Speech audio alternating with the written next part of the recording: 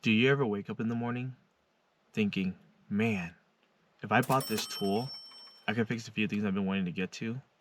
Well, I woke up this morning with a different mindset and decided to build the tools I need using random things I found in the garage. Here's how it went.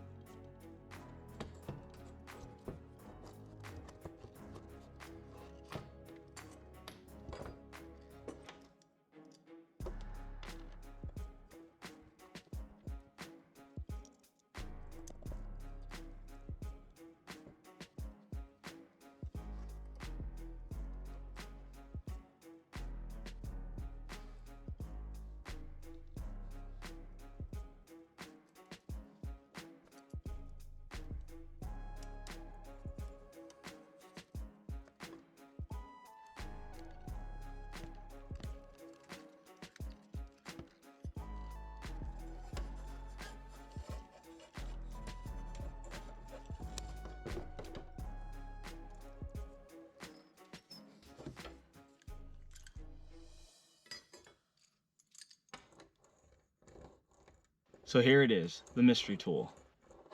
Tell me what you think this is for in the comments below. If you enjoy these type of videos, consider subscribing. And if you'd like to see me use this tool, click here.